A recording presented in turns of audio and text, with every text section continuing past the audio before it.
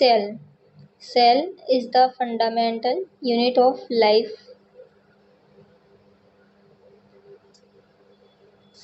Cell is the fundamental unit of life.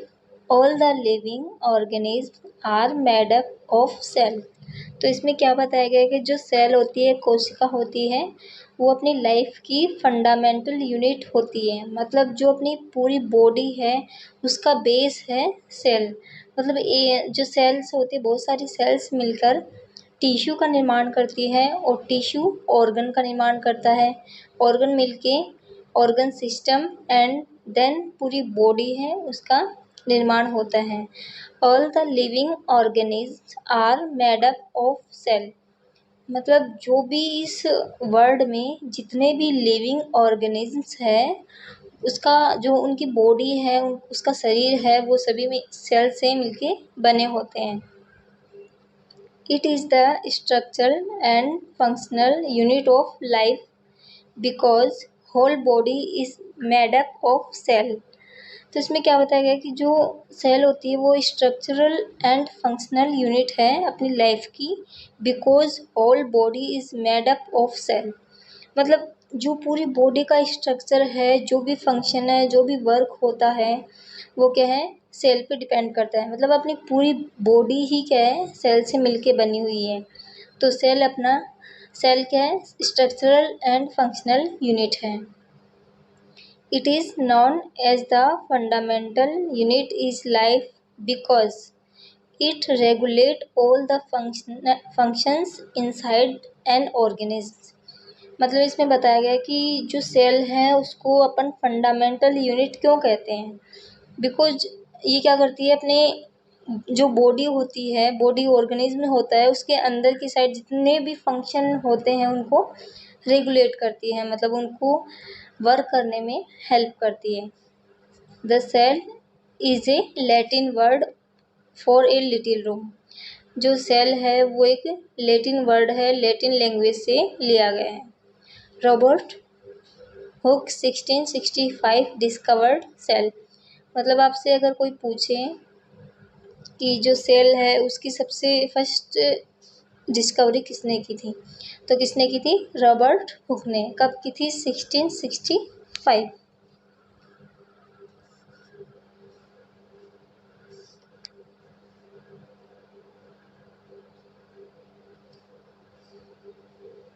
अब अपन पढ़ेंगे cell का इंट्रोडक्शन। वैसे अपन ने पढ़ लिया है, बट इसमें जो कुछ लाइंस दी गई है, अगर आपसे कोई सेल का इंट्रोडक्शन पूछे या सेल की डेफिनेशन पूछे तो आप आराम से इसको लिख सकते हैं। The cell theory is one of the foundations of modern biology.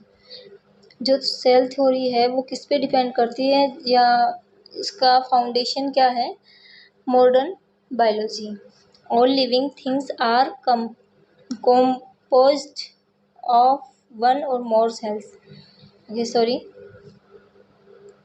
जो जितने भी ऑल लिविंग थिंग है वो सभी क्या बने हुए हैं, एक या एक से अधिक सेल से मिलके बने हुए हैं। द केमिकल रिएक्शन और living cells take place within sales.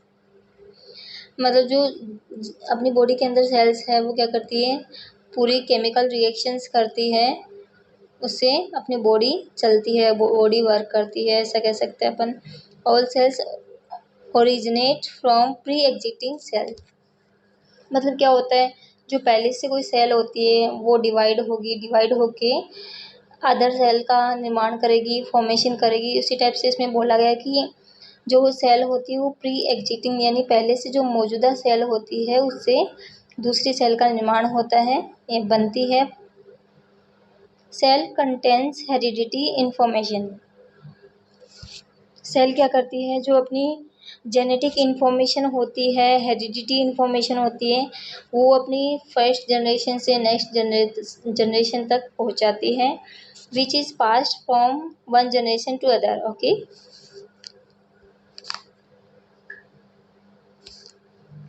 अब यहाँ पे कुछ एक्सेप्शंस दिए हुए हैं सेल थ्योरी के, तो अपन पढ़ते हैं। Virus are not made up cells. इसमें देखो आपको क्या बताया गया कि जो वायरस होता है वो सेल से मिलके नहीं बना होता। They do contain genetic material. वो किससे मिलके बना होता है, या तो डीएनए या फिर आरएनए, जिनको अपन जेनेटिक मटेरियल कहते हैं।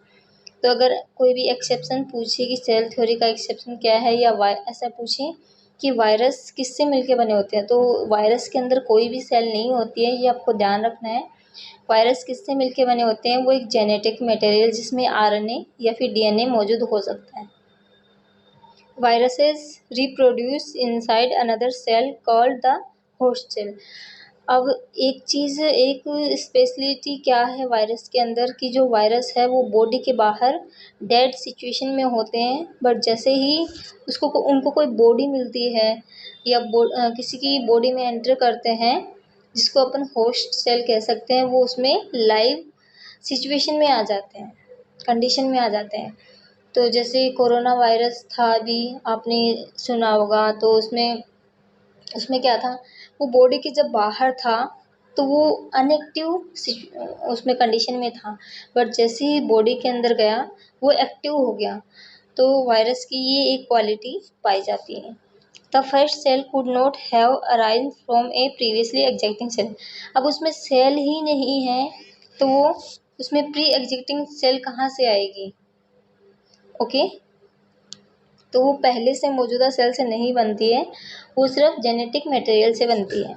Scientist do not now the original of the first cell. Okay, next अपन आगे चलते हैं। The cell function. अब इसमें क्या है, अपन सेल्स के फंक्शन पढ़ेंगे कि सेल का क्या क्या काम होता है। तो देखिए, the cell must perform some basic functions in order to survive. They must, मतलब जो सेल होती है वो एक विशेष कार्य करती है, बेसिक फंक्शंस से चलती है, ऑर्डर से चलती है, जो कि अपने को सर्वाइव करने में हेल्प करती है।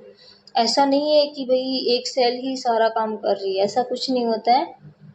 जैसे अगर अपने रेड रेड जो ब्लड है, ब्लड का फॉर्मेशन है, वो अलग सेल कर रही है, या फिर बॉडी की सेफ्टी है वो अलग सेल कर रही है, बॉडी को प्रोटेक्ट करना है, बाहर से जो डिजीज़ होती है या अपने बॉडी के अंदर जो डिजीज होती है उससे फाइट करने वाली अलग सेल होती है। तो अलग अलग सेल का अलग अलग बेसिक वर्क होता है, अलग अलग फंक्शंस होते हैं।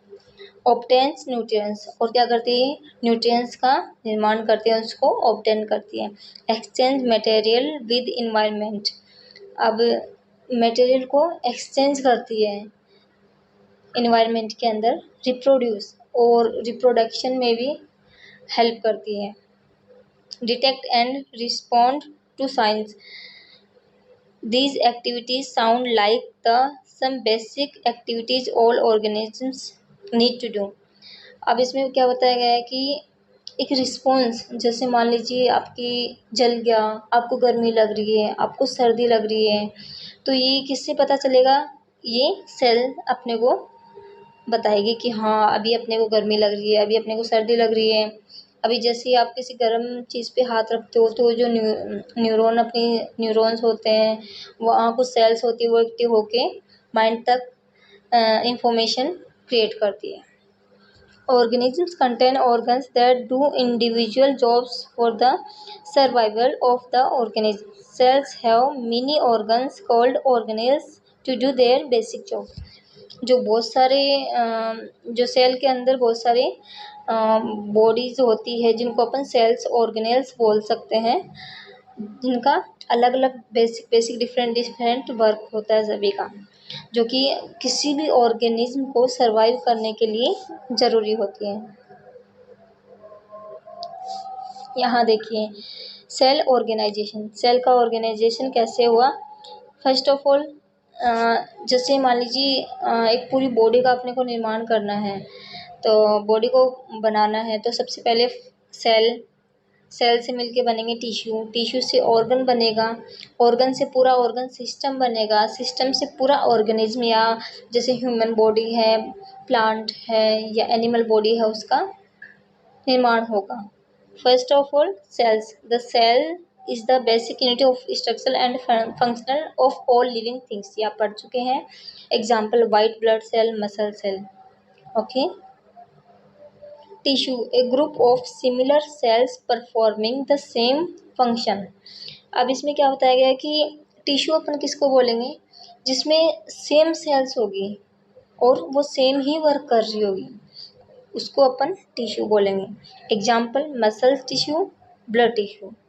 अब आपको पता है मसल टिश्यू का क्या वर्क रहता है, ब्लड टिश्यू ब्लड का फॉर्मेशन करेगा। Organ a group of specialised tissues performing one main function. अब जो ऑर्गन होता है, अब आप देख सकते हैं जैसे अपना रिस्पायरेटरी सिस्टम है, उसका काम क्या है, रिस्पायरेशन करना। और एक्सीलेटरी सिस्टम है, उसका आपको पता है क्या वर्क होता है। मतलब जो भी ऑर्गन है, जैसे लीवर है, स्टमक है, स्मॉल इंटेस्टाइन है, सबका अलग अलग वर्क होता है। वैसे ही सभी ऑर्गन्स इसमें अलग अलग उनके फंक्शन होते हैं। जैसे stomach, kidney. System a group of organ that carry on one of the major body function. Example digestive system और नर्वस सिस्टम।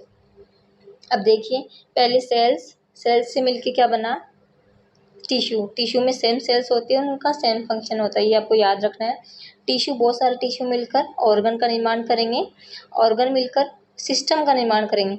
अब सिस्टम आपको पता है, जैसे ऑर्गन आप मान लीजिए लीवर, स्टमक, पैनक्रियाज, मतलब ये छोटे छोटे जो भी ऑर्गन्स है वो मिलके सिस्टम का निर्माण करेंगे। जैसे digestive system, nervous system, respiratory system.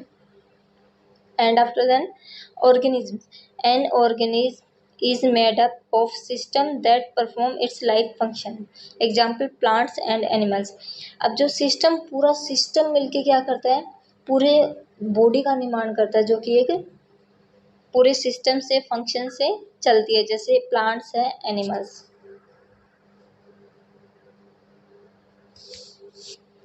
अब अपन देखेंगे physical structure of the cell, मतलब सेल के अंदर क्या क्या पाया जाता है। तो cell membrane, the cell membrane envelops the cell in thin pliable elastic structure only 7.5 to 10 nm is thickness. It is composed mainly of proteins and lipids.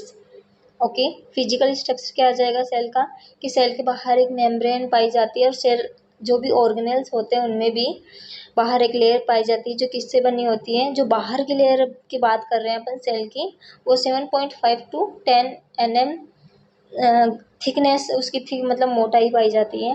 और वो किससे बनी होती है, वो प्रोटीन एंड लिपिड से मिलके बनी होती है। The approximate concentration are the as follows.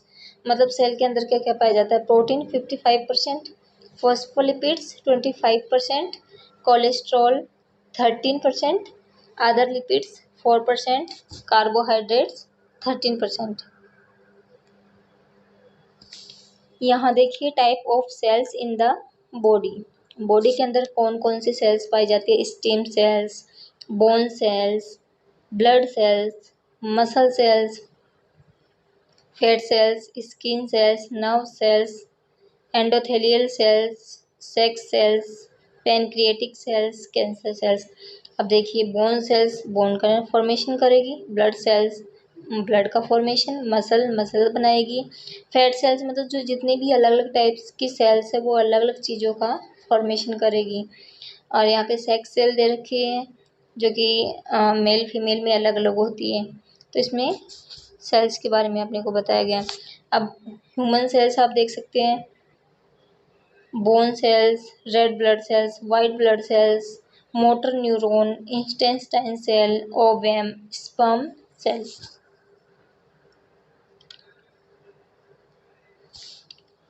Next देखिए मॉडर्न सेल थ्योरी।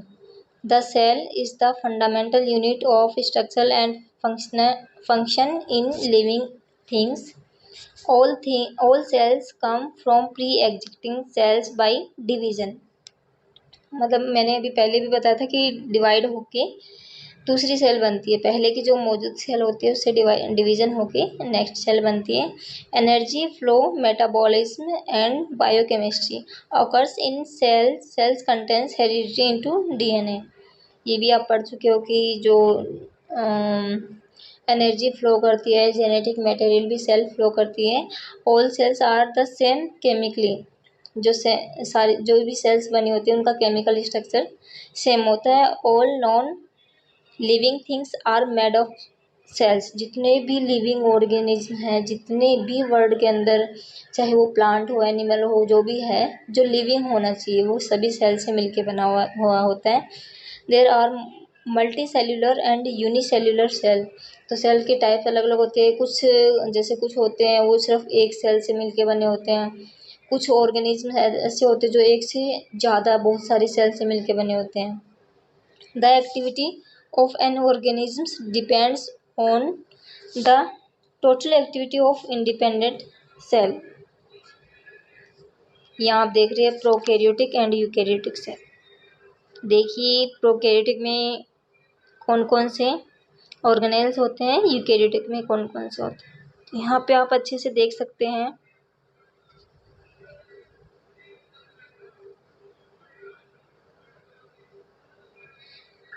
यहाँ पे अपन पढ़ते हैं एग्जाम्पल ऑफ यूकैरियोटिक सेल। मतलब यूकैरियोटिक सेल है जिसको अपन बहुकोशिक बोलते हैं। वो कौन कौन से होते हैं? एनिमल, प्लांट्स, फंजाई जैसे मशरूम, यीस्ट, प्रोटिस्टाज, एल्गी, ईटीसी, अमोइबा। अब यहाँ पे देखिए प्रोकैरियोटिक सेल एग्जाम्पल ऑर्गेनिज्म जैसे यू बैक्टीरिया होते हैं, आर्की बैक्टीरिया अपन बोल सकते हैं। तो प्रोकैरियोटिक के एग्जाम्पल अगर आपसे कोई पूछता है तो आप यही बताएंगे। नेक्स्ट अपन देखते हैं प्रोकैरियोटिक सेल और यूकैरियोटिक सेल।